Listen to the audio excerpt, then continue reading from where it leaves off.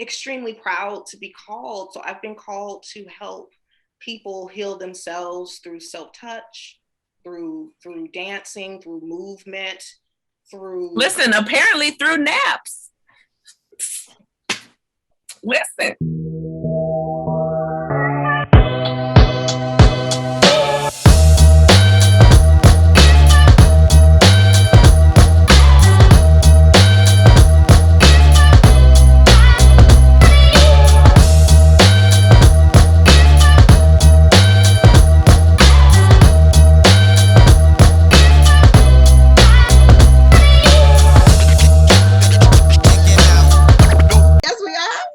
Yes, we are. Well, Yes. hello, Fab Fox Foodie. How are you? I am wonderful. You international woman. As we see, we are Brunch Break After Dark tonight. Yes. Do we know hello, why? Brunch Breaker. Do we know why? I think because well, this is what? Women's Month. Women's History. Women's History. Women's Her Story. Her Story. Yes. Her story. You look, I'm loving you in this gold, yellow. Catherine Delish, baby. Yes. It's like Catherine Delish. We will plug her because it's that type of show. Yes. And you're giving us superstar glam with these earrings. And I'm giving you rooted woman. Yes. Yes. I am woman, hear me roar. Yes. Happy Women's History Month and International Women's Day. And yes, tonight the illustrious. Yes, the innovative, the captivating, the beautiful Miss Perle Noire is with us. I have to calm down. Okay. I have to calm down. Are we gonna let her in? I think we might as well let her in. I think we should let her in. Let's just do this. Let's just do it.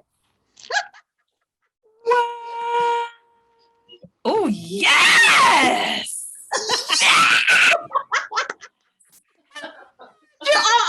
Oh, you're gonna do walking? Oh, yeah, I thought you were gonna do like a walk. Sashay to us. Yeah. This is gonna be the show. The number of episodes that we've had where Fab is like, it's not that kind of show. Today, it's that kind of show. Today we're doing it. Yes. Hello. Hi, you lovely, beautiful people. Oh my gosh. So excited to share this space with you. So excited to be here. You better go and be HERstory every single day. Yes. Yes. HERstory. The icon. Okay. Oh, we have here today with me. Yes. With me. Birthing every day. Just gonna have a little rebirth. Yes. Come out wherever you are. Is this where I'm supposed to be? Is this where the healing resides? Oh, okay. Yeah. Great. I love it. Let me do it. Hold on. Yeah, you know what? Do I have time to, because I don't know do I have time to grab my wine? We know how to edit. Okay. This is recorded, but we know how to edit. Okay, yes. let me grab some wine. Let me grab some wine and some water. Okay. And then I'll be right back in 2 shakes in a ponytail. 2 shakes in a ponytail that I don't have. So are you saying I need to go get a ponytail? Because no. I mean, listen, the party. Whip one on here. I could come back with a ponytail if you need me to. I will. Quick, fast, in a hurry. A little something. A little. Go get you something. Okay, I'll get a little something. I'll be right back. Okay. So yes. Oh, isn't that breathtaking? I love it. It just gives you power. That's it. Yes. And some people bring that out in you, and you don't even, I don't know if some do realize it, some don't, but they bring that out in you. And Perle is one of those people. Like, gives you permission. It's like the brighter your light shines. Yeah. The more you encourage other people to be like, oh, excuse me. Exactly. Am I supposed to show all the way up in this space? Yes. And it's okay to show all the way up. It's okay to be true to yourself. Yes. It's okay. It's okay. Not only is it okay, it is necessary. It is necessary. Because listen, all of that you are would not be available for you to access if it was meant for you. You know, you're not supposed to hide your light under a bushel. No. So Perle is out here making sure that people don't. Yes. Making sure that people say yes to you. Like, isn't that magical? It's beyond. We're just hyping you up, Boo, because you hype us up because you hype the world up. You know that. Listen, nothing like a virtual hug in these COVID streets. There's nothing like it. Oh my goodness. Thank you so much for having me and adjusting your schedule. Are you kidding? Thank you. It's super sweet. So what is new and exciting and wonderful in your world apart from the everyday awesomeness? You know what I have to say? And this is not even a slick segue, but it is what it is. What feels so new and exciting is the bravery of the Noire Pageant's Black and Brown Excellence Showcase that's happening this weekend. Yes. And I mean that because you know, you think as a Black woman, you're going to put something out that's just for Black and Brown people and everyone is going to be on board. And that was not my experience. And I had to really dig deep within my courage. Yes. To put on the show this year, if I'm to be honest. So what's new and exciting is recognizing that courage. It's really starting to sink in today. Because I think it's beautiful that you said that, because a lot of times people don't realize that there's a lot of fear attached to making space for us. Yeah. Because somehow there's this sudden realization that, wait, if I make space for you, that means my space is going to get smaller. And it's like, no, you're wrong. That is not what's going to happen. And so it's like, if you put us in a position where you don't make those spaces available to us, we will create our own spaces, and you don't get to curate those spaces. Because they are specifically for us and by us.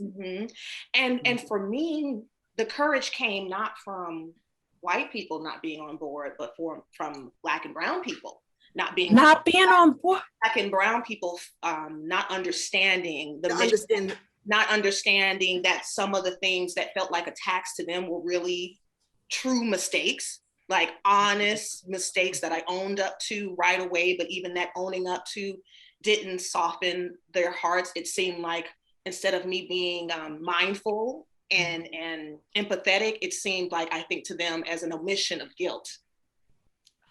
And so for me, the courage, actually, I had a few white people in the burlesque world come for me in a certain way, but it didn't sting. Wow. You know, it was more like a gnat being a gnat. So for me, the courage was creating the space again and involving more people to also say, no, there's no crab in the barrel situation here. I don't even have it in my spirit to be that petty. Like, I really just don't.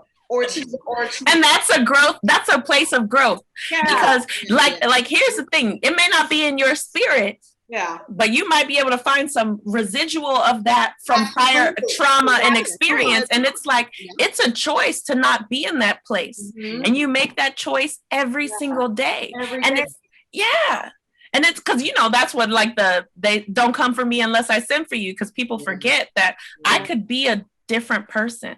Yeah. And I choose me. Yeah.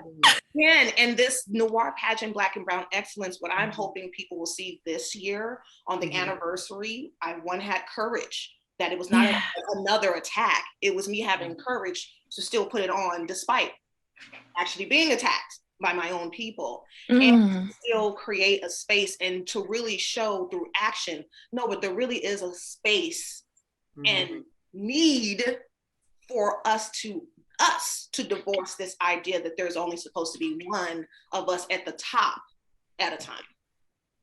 Listen, look, you had to lean back on that one, didn't you, Fab? I'm like, you were like, that got a little too honest about the community. I know I'm starting off ruffling feathers already. Hey, no. Listen. So it was more, it's been more of an attack with this one compared to the first pageant? The first one was the one that was really attacked. Because some people felt like the pageant was an attack on them. And I've been trying to explain that it really wasn't. The pageant was an act of love. Yeah. I chose the dates that I chose because that was the date and time that I chose to start healing from the memories of 2 domestic violence situations.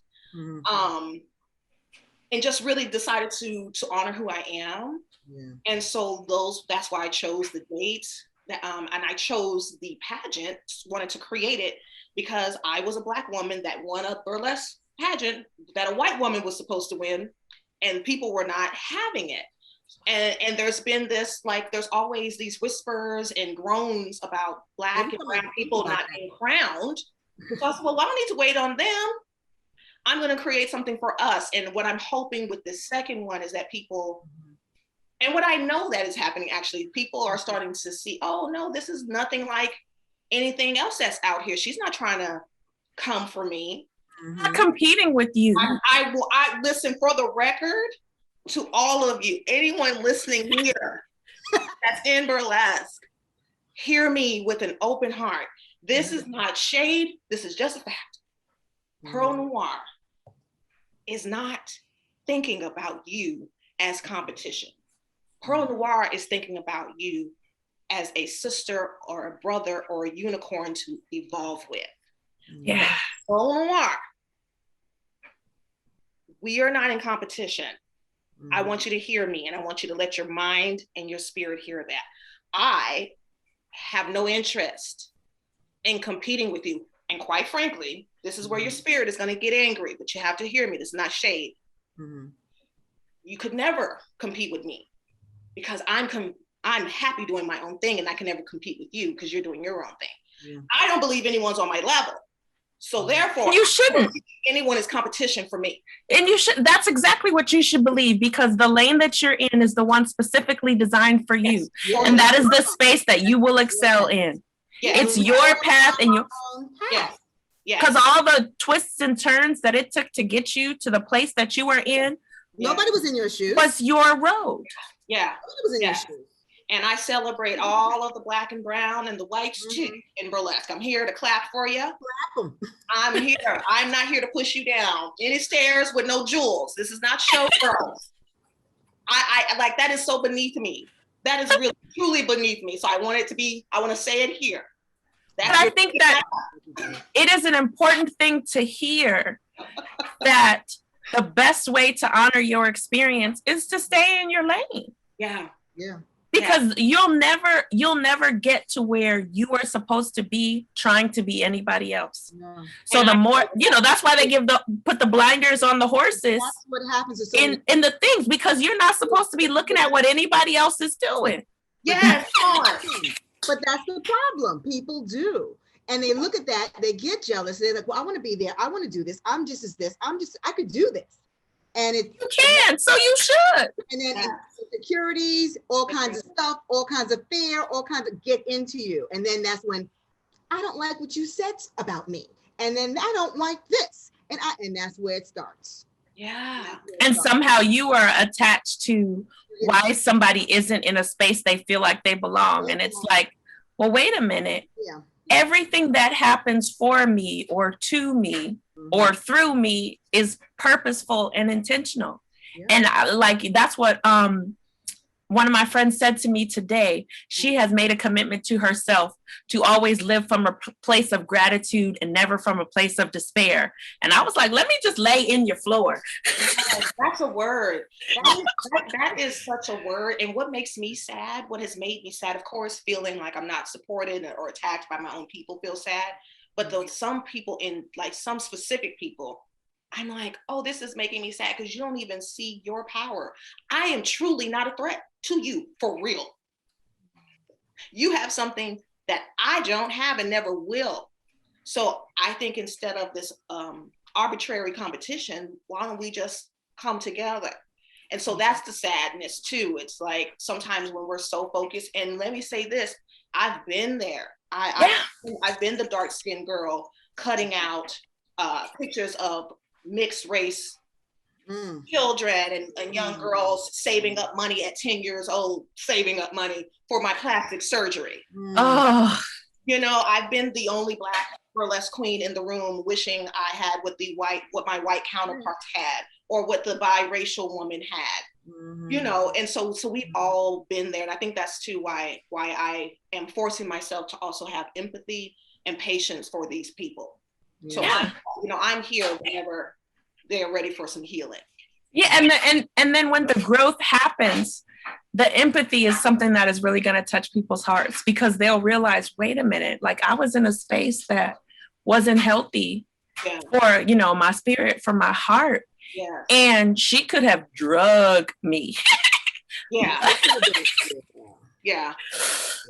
So, but that, you know, it's just powerful, and it's exciting that you are creating the space. But not only is the pageant creating a space, but you regularly create a space for people who choose to show up for themselves. And so I know you're going to tell us a little bit about that. Yes, thank you. Yes, you are, aren't you? Tell you the first one I went to, I had a lot going on, and I did not realize I needed it as much as I did. And you did the meditation, and I promise you, I feel like I slept for like 3 days straight during the meditation. And I was like, I don't know what happened. I said, I woke up and it was over. She did the meditation, and I was like, I texted her after. I said, wasn't that good? Hello. And it was like, my body was like, I get it.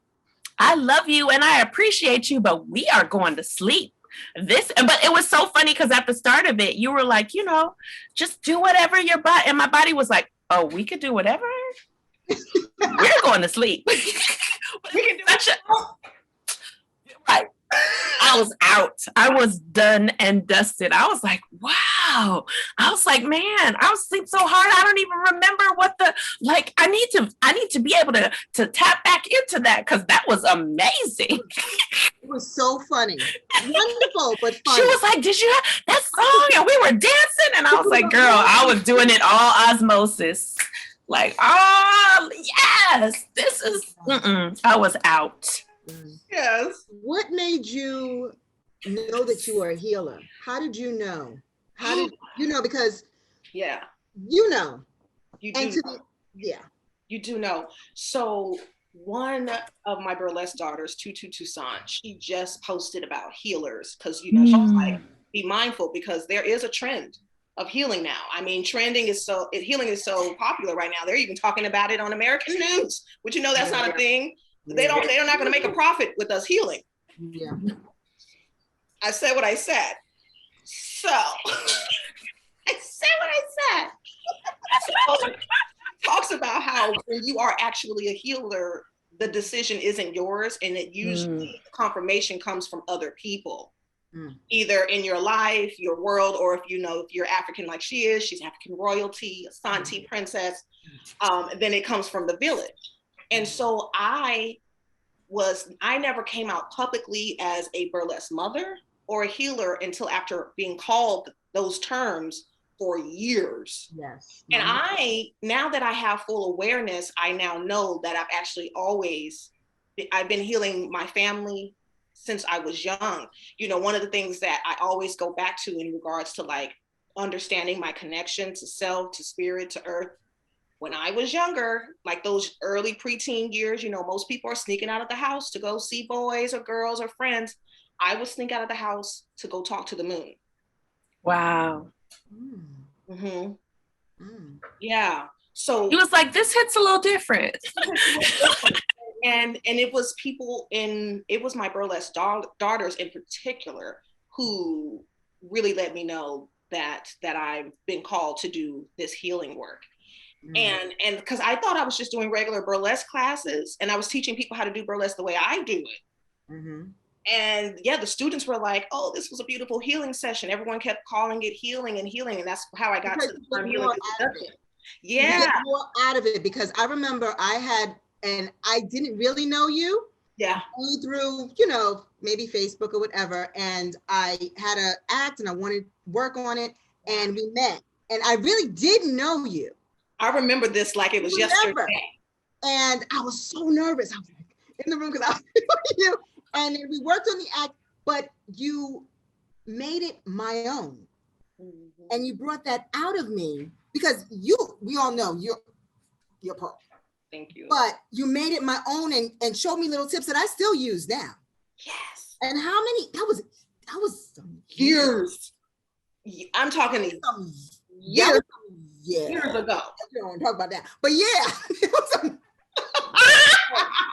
but everything is still snatched and where it's supposed to be on you, Philana. You look good, Miss Fab. Yes, that's what you bring it out of people, and you don't even know what you, like I said, didn't know you didn't, and you bring it out. So over the years, that's why people they come to you and they say, yeah, you are that. You are a healer. You are Momma Perle.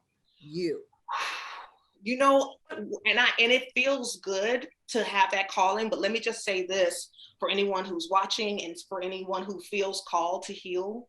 Know this. This is what I know to be true, and this is the truth that you must accept. To be called to heal is also to be called to trigger. Because that so often now, like whenever like people that I follow and things like that who talk about like the resistance that came with, and even when you talk to people in ministry, they talk about they got a calling and everything in their body was like, I don't want to change. What this comes with, I'm not prepared to walk in that. And so what happens when you decide to, there's this greater thing happening in your life, in your experience, because like we talk a lot about creativity, but it's like creating, like the creator, all these things. It's like, if there's not a spiritual connection to what you're doing, and I think that's a part of what's happening and why people resonate with what's happening, because you're connecting to spirit. You're showing up to move to music, and how connected you are with your body, with what you are called to share, will completely change your performance. And each time you're asking them, what is the calling in you that needs to show up here? And it, like, it'll change the way you walk. It'll change the way you talk. And it's like, oh, you mean that thing in me that I'm called to share, I'm allowed to do it? It's very intense. And that's the beautiful part of it. But again, also, when you are being called to be the one to conduct that for others, I have triggered as many as I have healed. And that's the burden, that if you feel like you want to teach, you want to be a mother, you want to be a mentor, you want to heal, just know that a large majority of the people that enter your life will leave it believing that you were toxic and that you have mistreated them, misguided them, and you triggered them. And that's a truth that I definitely want to do. I want to do my part in spreading that truth, because that is definitely my truth. Yeah, it's part of it.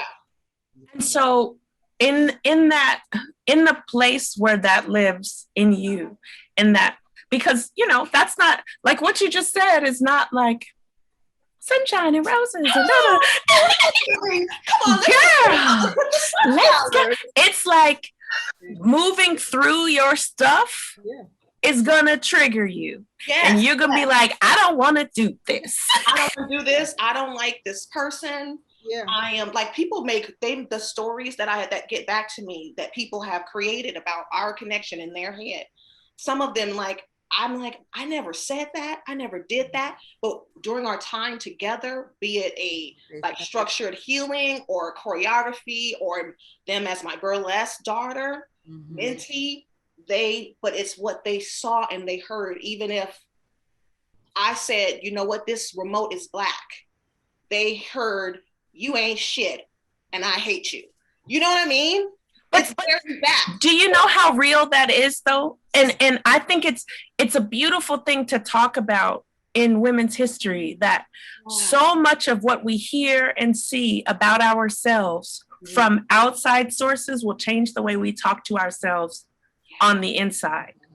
Absolutely. And sometimes there's not space to hear when somebody, like the kindness or the love, because there's this immediate judgment that happens. Yeah. And so I think it's important that whenever you're in a situation, because that's what, you always learn that whenever, like sandpaper people.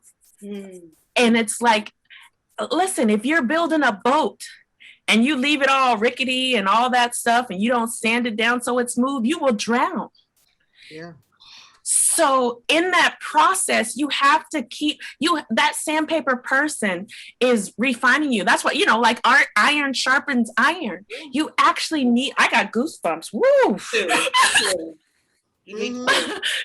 But you actually need people who love you enough to challenge where you are, to say, I see you for real. And I love you anyway. Yeah. And I love you more because seeing you for real lets me show up as who I am. But it's uncomfortable.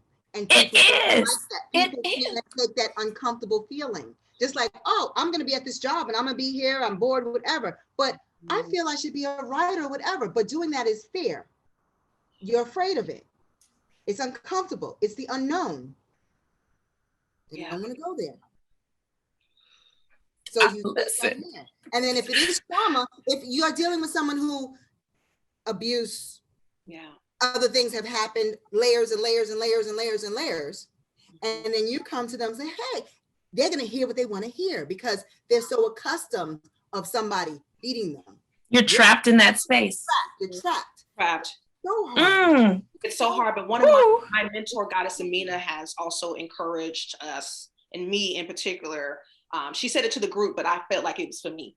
Where she's like, you have to work on your delivery though also. Like you can also be so honest with people and encourage people to be honest with themselves and you, but you have to make sure you're focused on their safety and maybe the delivery has to change. So I'm also open to the possibility that my delivery could have been different as well.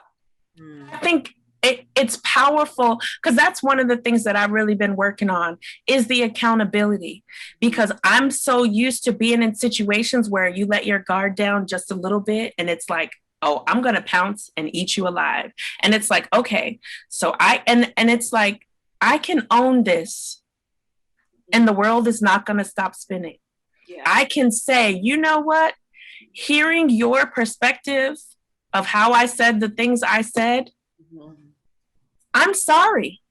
Because even if I did not intend, because I think we're learning a lot about that as far as racial justice is concerned anyway, because people are like, well, I didn't mean it that way. And you're like, I understand. But the reality of it is in my body and in my spirit, it felt like however you meant it was wrong. In my spirit. Yes. And so the realization that sometimes we are that person who said something or did something that was harmful. And it's okay to say, you know what, I am so sorry. Because hearing you say how it made you feel, I feel bad that I said it in that way. And I don't have to explain what I meant to say was this. And you don't need to, it's like, no. You felt that. And I'm honoring that you felt that.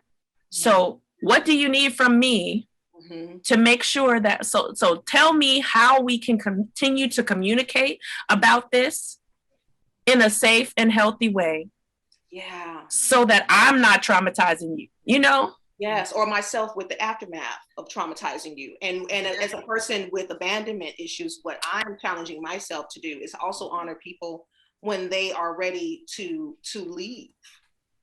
And and not see it, you know, as this detrimental, tragic thing. That however I affected them, regardless of if I remember it the way they do. It's still in their body and spirit. And so I can honor them by leaving them alone. That's where I'm at. There's some people that I'm going to love them by leaving them alone. Yeah. Clients, I think, well, because I cut clients off too. And I'm like, I have said, oh, I see I'm not the one for you. So here's a list of some people that I think would be better suited to you. Because sometimes it's like, if I have to, stand on my head and completely be a different human being in order to suit the experience with you, then maybe we should agree that let me honor you by letting you go. Yeah. So it's beautiful, because sometimes in business, people are like, well, about this $1 or $2. I have my Healing Through Seduction membership program. You see how she does it? Just effortless. You see that? See how we just went right in there. Seduction membership program, where we have our sensual Sundays. I do a burlesque inspired ritual. Yes. It's always a good time. Mm-hmm. But because I am, I'm saying things that I think are encouraging and kind and inviting sacred energy, but sometimes it's not feeling sacred. And, I'll give people a few times to try me out. But once I, receive things like this felt triggering, aggressive, anytime someone uses the word aggressive, I'm like, oh no, we're leaving now. Yeah. It's aggressive, you say? Okay. Especially if they are white. I have to say, if it's a white woman, I'm definitely moving on now. Yeah. But you called me aggressive. I to you because I am part of that academy. Yeah. Yes. And I do notice it's a lot of individuals, a lot of energy. Yes. So I can imagine. Because I'm yeah. I'm a student of the Protecting My Peace University. So we're having a full-on conversation without talking. Yeah. Actually, when you say there's a lot of energy, I feel like I understand exactly what you're putting in. Oh, okay. And I give it to you that you consent, you let them know this, you can leave, it's okay. It's okay. And I'm like, and I got there because so many people have been fighting what I offer for the longest time. I could see it. Yeah. They're fighting. And then a lot of times people want to fight to be people. I've also had to let clients go, because they want a private experience, but they just want to come into a group. Yeah, but you notice they're monopolizing. Yeah. So I've had some people I had a woman ask for a refund, who was one of my clients, because I did not call her to wish her good luck before her performance. And I said, hey, I have over like 50 clients right now, group and private, and I have my house. I said, so if you want encouragement from me, all you have to do is ask. That another white woman, she said, this is very aggressive, how dare you? And she got her $6,000 back. And so that experience with her really helped me really formulate how I like the structure of my sessions moving forward. About, because I start with saying, you must allow me to be a flawed human being. You have to respect that this is a group. That you like, no one is, I'm not on retainer yet. And I know I do, and I know so many appreciate that. The ones who, Yeah. You can tell who appreciates it. You can tell. Yeah. You can. Woo! Yeah, that expectation sounds incredibly unreasonable. And it's such a beautiful experience. If you allow it, it's so beautiful. And like I was so upset because I have a show, I do a show on the weekends, and I actually in our Slack said, hey, we're gonna do the foot, when is the link? Because we're gonna do the foot massage, right? I'm so happy. And I said, oh, I have some time. I can lay down a little. Knocked out. I woke up, I said, I was so mad I missed that session, which I know you do give recordings. I know, but sometimes it's just not the same. Unless, especially for that, I wanted that. Oh my goodness, but your body must have just really needed that rest. I was like, let me just lay and let me just lay down let me just rest my eyes. Knocked out. And my body needed it. My body needed it. It was what it was, you know? But yes, your sessions are wonderful, and you take us on rides. And sometimes it does trigger things. It does. Because if you're open to it, it will trigger things. Yeah. That's what it is. And I remember we did one with, you brought in someone. You brought in Legs Malone to do the forgiveness lab. Ooh, it was intense. The forgiveness lab. Oh, yeah, it was intense. And when she had us write down, you know, the forgiveness, and I didn't forgive myself. I remember, and I knew that was I felt something jolt in you. And I didn't even think about it. Yeah. Until and I said, oh, and I still, because I'm like, it's a lot. It's a lot. So yeah, but it's wonderful. So yeah, go on to talk. She was like, y'all stop it, because y'all know I'm not gonna sit in here and cry with y'all. You take it, Caz, take it, Perle. But you know, so I feel extremely proud to be called. So I've been called to help people heal themselves through self-touch, through dancing, through movement, Listen, apparently through naps. Listen, you didn't even know. I'm gonna add that on there. I'm gonna add listen, that. You should listen. Naps, honey. I'm gonna heal you through naps. Listen. There's a different kind of permission that goes into being like, oh, this hustle and bustle and busyness of the day. Yeah. You can put it down in this space. Yes. I love that. I love that you had a good nap. Listen, that was so funny. I'm texting her. I'm like, did you?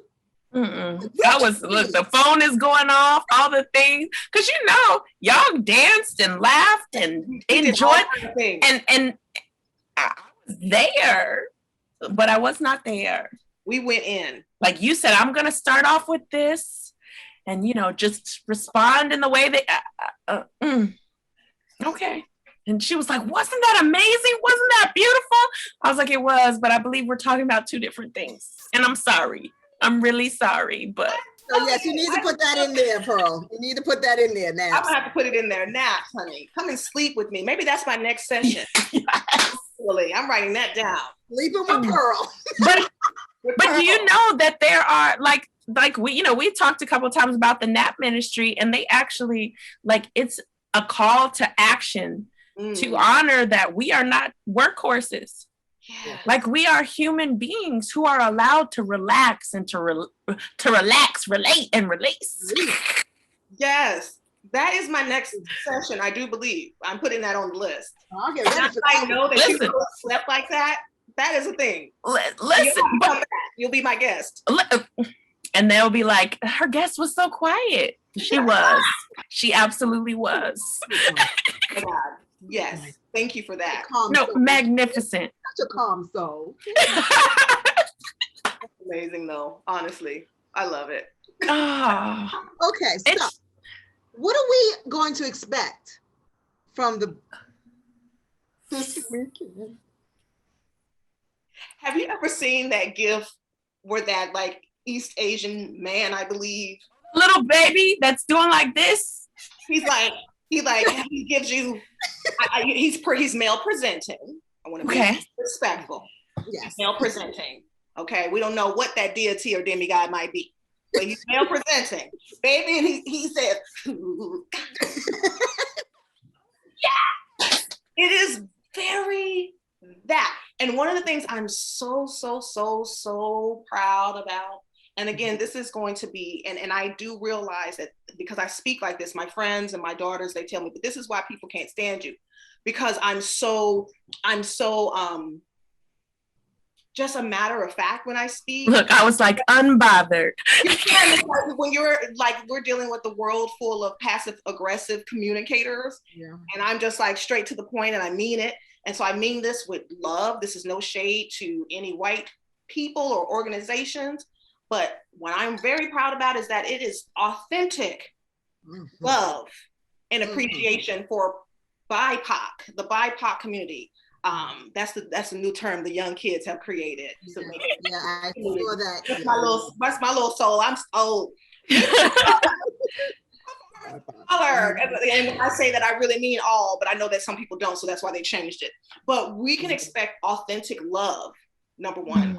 Prepare yourself to experience a healing circle and journey disguised as a showcase, okay? Wow. And expect to see a bevy of all genders and every shade of Black and brown. So we've got as light as our passing brothers and sisters, okay, and the darkest berry featured. And we've got Asian, we have East Asian, we have mixed, biracial, Black, Latin, okay, Colombian. You're like, but everybody's a little bit sun-kissed, a little bit too. And we have our Queen Ambassador Crocodile Lightning, who's a beautiful Asian woman. She's going to give you some Thai fingers. She's going to take you to the monks, and she's going to give you some spoken word okay, about the fact that we are warriors. Okay, we've got Pinot Noire that's going to thrust and he's going to do backflips on us, and he's going to make us believe that he is Bruce Lee's son. That's what he's going to do, but he's going to incorporate the sex. We've got all of these wonderful kings and queens, award-winning performers. It's just a true journey of royalty, of excellence, of elegance, of the auntie at the barbecue who had some champagne and she's going to show the young ones how to do it. We got a few acts that are giving us that, like auntie is in the building. Let me show you how it's done. I'm like, we have pure sex as well. And that's something that's important to me to show us having moments of pure sex what might appear to be raunchy. No, this is just a Black woman saying that she's desirable on her own terms. So, and we have a lot of political statements as well. Well, that's what I was going to ask you when you said specifically about kind of having the full experience of Black and brown people, because we are in a moment in time where hate crime is happening at crazy rates in the Asian community, in the Black community, and we're kind of really being asked to open our eyes and look at how that's affecting each of our communities and addressing the anti-Black racism that shows up in every community, like even our own community. And so the conscious choice to include all of us in this moment, was it like, I'm going to choose this to combat every time someone has misnamed the coronavirus. I'm going to combat that for every time that we've had to watch people who look like they could be our mother, our brother, our sister, our cousin murdered in the streets. And so like in this moment, was that a conscious choice to say, I want you to see us for real? It absolutely was. So for me, my political weapon of choice is highlighting Black and brown joy and excellence, because I am not going to believe that the only time I'm relevant is when I'm hurting or when someone that looks like me is being killed. And so to me, the very existence of the Noire Pageant is one of the most militant political statements out here. It's just up to Black and brown people to see that. I'm not concerned about white people. That's very Toni Morrison of you. I like it. Because I don't need to be concerned. You know what I mean? Like they're already highlighted. So I don't need to be concerned. That was that Toni Morrison quote. She was like, how racist of you to ask me. I love that. I love that whole, and so when I say there are political acts, I want you to know that for me, the political acts come in the form of the people embodying their sensual power. There's this one Asian man, Rusty. She got a little bothered a little bit. You want to give a little moment. You about to pull out one of those fans. To me, when I think about how I grew up watching Asian men being portrayed, they were never the leading man. They were never desirable. They were never handsome. They weren't, they didn't have style. And this beautiful actor, and I'm sure, Rusty probably didn't think that I would think of it this way, because it's real slow and sensual. And he's letting you know that he has sex, okay? Sex. That you can get it, okay? I'm the leading man here. And there was something so powerful and spiritual and political in the stillness for me with his act in particular. And again, I haven't spoken to that man. I don't know him. I never met him like that. I don't know. I gotta look him up now, though. Yeah. Like, wait till you see it. There's this one moment. Hold on. There's this one. Sorry, that was funny. Sorry. For us, he makes it to we see his cheek, his butt cheek, and then we just see him thrusting into whatever's there, whatever he's thrusting into. And I'm like, political statement. That's a political statement by an Asian man. Now, some people might not see it that way. They don't, yeah. But to me, yes, to answer your question, yes. For me, it was very important. And also we have Jeeves Louise, who has all Black Jeezy juke joint. There's no need for me to do that. We already have it. Again, talking about our lanes and honoring what's already out here. I didn't see the need. Yeah, because it is all, that's true. All Black, and I didn't feel the need. I said, we don't need that. Jeezy has it on lock. That's true. But what we do need is this kind of healing. So to answer your question, yes, it was about all of that. I really felt called to make sure that all of us, in regards to being brown, that all of us felt included right now. And I remember when I put the casting call out, a lot of Asians messaged me privately, like, are we included? I was like, yes, you are. Do you consider yourself Black or brown? Well, yes, but other shows. I was like, well, I'm not other shows. My brand ambassador is an Asian woman.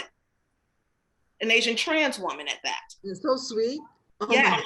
Yes. So the Noire Pageant is about highlighting all of the beautiful colors of Black and brown people. And Tina Marie can come too. We will always have one or two tokens. Now, Tina Marie, if you out there, we will always have one or two whites.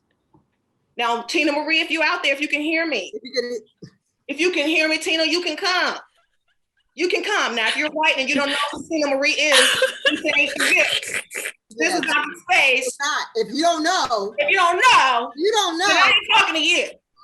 No fire and desire in your life? No. And you can't? No. We had a white man named Johnny Nuriel, and I say token lovingly. No, they're not real token. I'm sorry, that was hilarious. Up last year. So we have already had a white person who's Tina Marie. Like, Tina Marie can come. But I have been honest, but just like as a Black person, when you go into a white event or auditioning, that you are at the back of the line. So I'm saying even whites can come in this space. Just know that you're at the back of the line. Yeah. You can't be the center of attention, and it's okay. Stop it. She said you want everybody to come, but you want to make sure that people know that this is a specifically curated space and it is designed to love and support people who in this country specifically are not normally asked to tell their story. That's what it is, really. And what I know is that because we had 150 applications this year to be involved with the pageant. The pageant is only 2 years old, by the way. Yeah. This is a brand new event. I want people to understand I'm talking about something that only happened once. Wow. The amount of trans, non-binary people, the amount of biracial people, the amount of men that applied, the spectrum was just like overwhelming to me. So going back to that original question, what am I doing? What's new? I'm just stepping into my power and light in a different way. Okay. Mm-hmm. Yes. Sorry. Honoring it without guilt. So I don't know if you heard us talking, and I was like, it just feels powerful. And so you just said stepping into my power and light in a different way. So what an amazing thing that power. Yes. Well, we love you, Perle Noire. I love you all. And listen, I know I'm crazy. So whatever, if I said anything that's like too far, your audience. Have you met us? I mean, I have, but I like to put it out there. So just feel free to cut the foolishness. If I went too far, just feel. I'm like, the authenticity is my love language. Love language, so it's all good. It's Okay. all good. But we love you, Perle. Thank you so much. Thank you so much. The show is this weekend, March 12th and 13th. Yes. And tickets are still being sold, right? All the way to the 13th. Yes. Okay. And people, because we're gonna put this out before. Thank you. Before the weekend. So if someone wants to get tickets, they go to the Noire Hall of Fame. Noire with an E. We spell it the French way. The French way. That's what my baby's middle name is spelled the French way. Oh. It's Joy, but it's spelled joie. Sorry. Come on. So about that extraness that you were talking about. Right. I feel at home now. I feel secure. Yes, we're good. You're good. Noire. Yes. Hall of Fame. Hall of Fame, all spelled out, right? Yes. Okay. So we'll put that out there. We'll plug. And I can't wait. And can't wait just to sit and I'm so excited. Sit like little kids. Kids like watch the show. Please. And then I have the occasional moments where that little kid in us is like, ooh. Oh, you see that? Wait. That was so funny. So I tried the little Zoom feature that puts eyebrows on me because I was like, I want to see what it looks like. And you see it when I put my hand up, I still have my eyebrows. Oh my God. That's something. Hey, come on, technology. Look, I just wanted to see because I was like, wait a minute. What? I would have never known. Yeah, you don't know until. Okay. Yeah. They just dance. Yeah, they're just dancing about. Oh my gosh. See?